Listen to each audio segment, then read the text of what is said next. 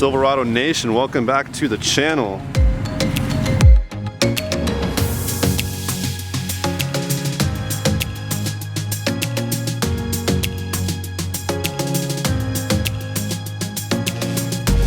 Dang, Jay, you look good in that thing. Just get yourself one too. Talk to him one time, Jay. What shade are we doing all the way around?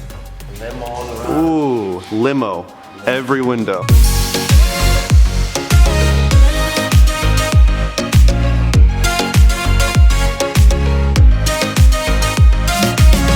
So what percent would 5% over this 20 bring it to? Like 0?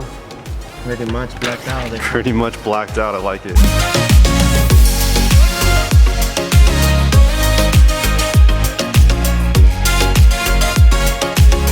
I'm invisible now. It's black out or back out. That's how we do it around here.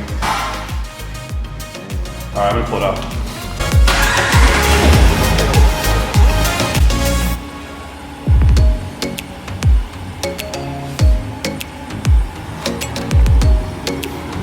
I haven't done limo in like a long time. 5% limo on every piece of glass, including a little sun strip up top. You can't see anything in this truck now. Watch me get pulled over literally on the way home. Factory tint combined with the limo tint, it's crazy. You legitimately cannot see a thing in this truck. It's been like years since I've had limo tint. I don't think I've ever done it on the front 2 roll-ups, so this is quite a vibe. Now the question is, what's next for the truck? Do we do wheels, lift, or do we do wrap, or do we do exhaust? I feel like wrap would not be the best move next, because a wrap truck on stock ride height and wheels would just look kind of funny. Well, soon to come on what's next, but something's coming very, very soon. It is such a trip right now to cruise around town and just see everything shut down. This is our local mall, and it is a ghost town here on a Wednesday afternoon. Kind of weird. Also, I was probably not supposed to roll that window down yet, but we're good. Yeah, kind of strange, but we do have nice weather, so there's that. Man, I cannot get over how sick that 5% tint looks like on every piece of glass on this truck, including that sun strip up top on the windshield. Didn't do the entire windshield this time like I did on the Silverado with the 35%, but I may in the future end up doing something a lot lighter on the entire thing. But for now, we have 5% on the top portion of the windshield and 5% all the way around from the sides to the back. I think it looks so sick.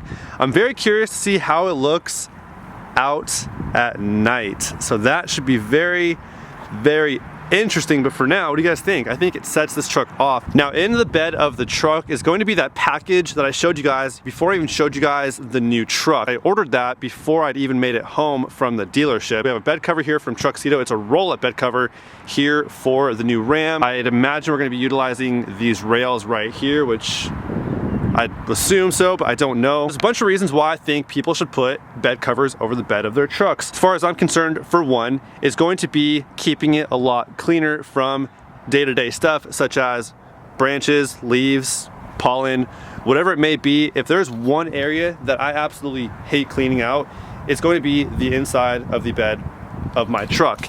It requires you to get on all fours, and it is never fun to do it. So having a bed cover over your bed is going to keep it a lot cleaner for at least a lot longer. Also, people love to walk by and treat the inside of your bed like a trash can, throwing bottles and cans and wrappers, and it's very disrespectful. But at the same time, I can't be that mad at them because it's better than littering on the ground. So there's that, I guess. But nonetheless, it does get kind of annoying when people do that. Not very often from what I've experienced, but it does happen occasionally. All right, so we have the rail here, we have a bed cover there, and another rail right there, some hardware, and a seal. Quick time check, it is 6:55. I'm aiming to have this done by 7:15. 20 minutes should be no problem. Instructions, which I never normally read, but I feel like might be a good idea today. Total of 7 steps on the front, and then 1, 2, 3 on the back. This should be cake. Step number 1, remove the end cap from the driver's side cargo rail. That's an easy one. The end cap removed from the driver's side, we're gonna move on to step number 2. Step number 2 is to assemble the hardware as shown, which I pretty much have set up right here. We have the clamp bracket, we have the weld nut down there, we have the screw and the washer all set up and ready to slide in and tighten on. And we also have everything laid out right here that we're gonna be using, including the end seals. So yeah, let's move on to step number 3. Step number 3 is to slide 3 assembled brackets into each track of the driver and passenger side cargo rail. So just as I thought, we'll be utilizing the factory cargo rail. I have to make 5 more of these to slide 3 on each side, 1 for driver and passenger.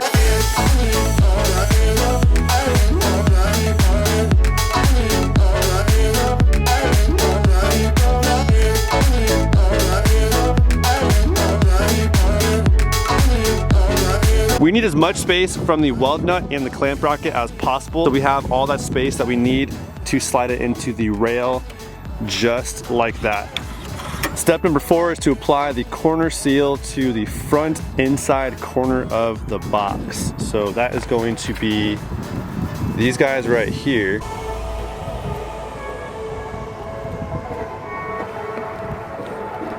Time check, it is now about 7:47, so we're about an hour in, and it took me that long to figure out how to properly mount up the driver's side rail here. It wasn't letting me slide it forward enough in order to clear the tailgate because of this seal right here getting in the way. I broke that off of the edge of the rail right here. Now we have the clearance to clear the tailgate. Now we can move on to the passenger side, and I'm sorry it is completely dark out right now. But it's what we're working with. So this piece right here is what I'm talking about. It comes attached to the front side of the rail, and it just does not give you the clearance enough while it's on there. So that needs to come off.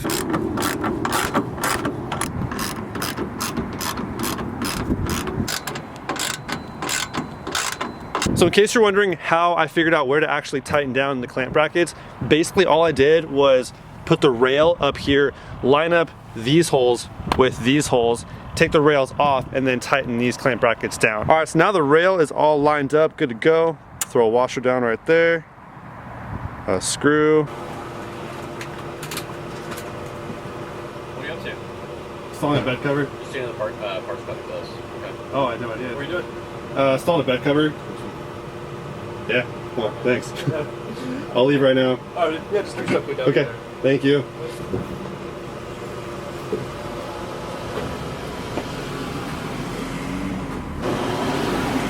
And just like that, PD rolled in to let me know that the park is closing very soon. I can't believe I'm still here, but the installation actually went really, really well. The bed cover looks really nice. Everything is tight and secure. On a side note, I have the most respect for police officers and first responders in general. They're the ones out there putting their lives at risk for the safety of ours. So if there's any of you watching, I greatly, greatly appreciate your service to us. It's an unparalleled level of worth to me, and I just couldn't thank you guys enough for that. And just like that, welcome back to a brand new day, a very, very rainy day. It is borderline pouring, but I'm out here and we have the first set of mods done to the Ram. I'm very happy. We got the windows done and we now have the bed cover installed. It's nope, it's pouring. Now just to kind of extend on what I was talking about earlier in this video, as far as my appreciation for our first responders, whether you be a police officer, firefighter, EMT, paramedic, whatever it is that you do to serve and protect our community, you are the real MVP. Without you, this would be a much different world. So thank you 1,000 times. I cannot begin to express my gratitude for everything that you do. But my appreciation goes way beyond just our first responders. I have a huge appreciation for everybody involved in the operation that it takes to get things that you and I as consumers use on a daily basis accessible to us. Whether it be you're in the food distribution business or you're a truck driver traveling for 5 days straight on the interstate to get things from where they are to where they need to go. Thank you a million times over. I could not express to you guys enough how grateful I am for what you do. Let's talk about this bed cover because it actually came out really, really clean. Very nice fit all the way around. It's super snug.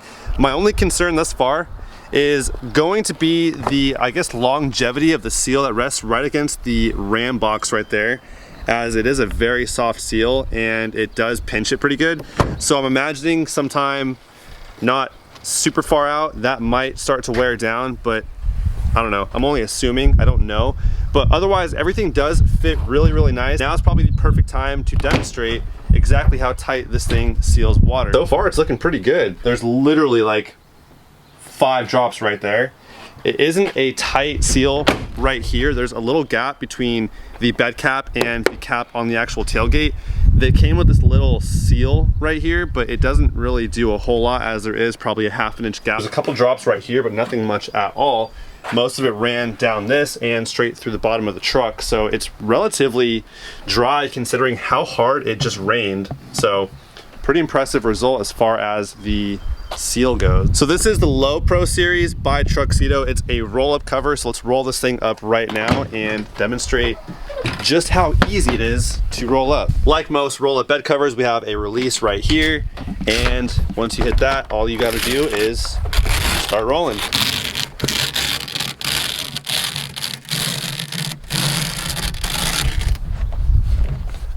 Once I got the rails all installed, it was just a matter of laying down the actual bed cover, which was a very easy install process. Underneath here, you have these two plastic sliders that tuck right underneath the rails.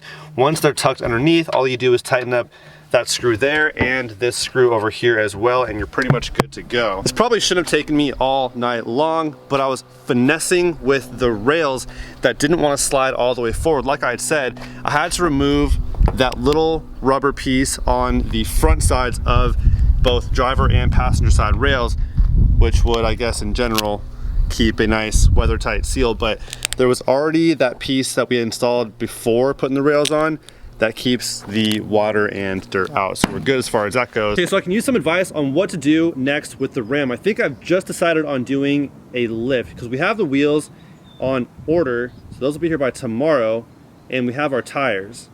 So I think a lift is mandatory. Do we go with a 2-inch lift or do we do a 3.5? 3.5 or 2? I think 3.5 would be pretty cool. Obviously, if we go with a 3.5-inch kit, we have to start replacing more parts, such as upper control arms, to correct the geometry issue, and so we don't have premature wear in things like the ball joint. It's gonna be a little bit more expensive, but also well worth it. Yeah, let me know in the comments below what I should do about that. Not too concerned about doing exhaust quite yet because this exhaust does sound pretty good. The 5.7 Hemi is pushing some pretty good sound, so I'm not desperate for an exhaust quite yet. I'm also deciding on what to do with that as well. Do we do a full exhaust from the cat back? Do we do a muffler swap? Or do we just straight pipe it? This thing is going to look so sick. Yeah, guys, I really think 3.5 inches will be the move, but give me some pros and cons in the comments below on going with either a 2-inch or a 3.5. I want pros and cons for both. Finally, we've picked up a new propeller for the drone that we broke a few weeks ago. I should probably stock up on like 20 of these. All right, let's hope for the best. 3, 2, 1.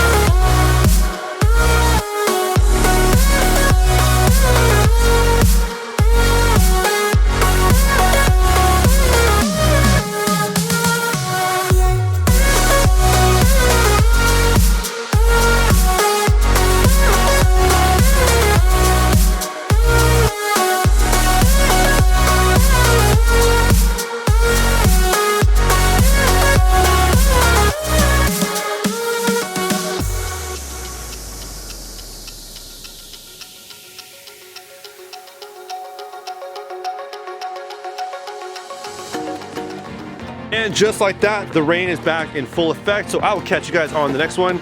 Till then, peace out.